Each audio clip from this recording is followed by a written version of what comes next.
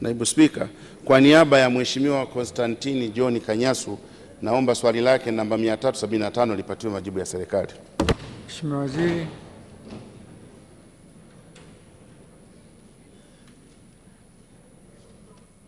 Nakushukuru Mheshimiwa Naibu Spika. Serikali kupitia bodi ya Pamba TCB mwaka 2020 ilifanya tathmini juu ya hali ya viwanda vya kuchambua pamba nchini.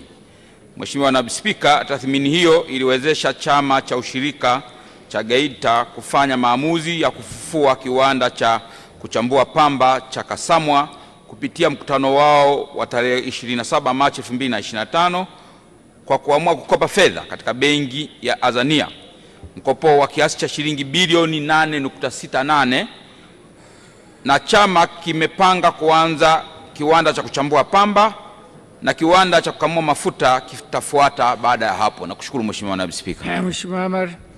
Asante Mheshimiwa Naibu Spika, naomba niulize maswali mawili ya nyongeza. Kwanza, kwa sababu kiwanda kile kilikuwa kikitoa ajira kwa vijana wetu na upatikanaji wa mafuta kwa gharama nafuu, je, kiwanda hiki kitaanza lini matengenezo na kuanza kufanya kazi? Swali la pili, je, serikali, kwa sababu wilaya Nyang'hwale ni wakulima wazuri wa pamba, serikali na mpango gani wa kutafuta wawekezaji ili tuweze kujengewa na si kiwanda cha kuchambua pamba na kukamua mafuta wilaya Nyang'hwale? Mheshimiwa Waziri. Nakushukuru sana Mheshimiwa Naibu Spika. Kwanza nipongeze sana Mheshimiwa mbunge kwa maswali yake, lakini ufuatiliaji kuhusiana na viwanda hasa kwenye wilaya ya Nyang'hwale na jimboni kwake. Mheshimiwa Naibu Spika, kama nilivyosema, serikali tutavifufua viwanda karibu vyote vilivyobinafsishwa na vilivyokufa, na hasa kwenye sekta hii ya pamba kupitia ushirika. Na vyama vya ushirika tayari tumeshafanya tathmini, na ndio maana tumewasaidia ili waweze kupata mikopo hii kwenye benki zetu za kilimo, lakini na hizi za uwekezaji ikiwemo hii ya Azania. Kwa hiyo nikuhakikishie Mheshimiwa mbunge kwamba si tu kiwanda hiki cha Kasamwa, lakini pia na viwanda vingine ambavyo vilikuwa vimefungwa tunataka vifufuliwe vyote.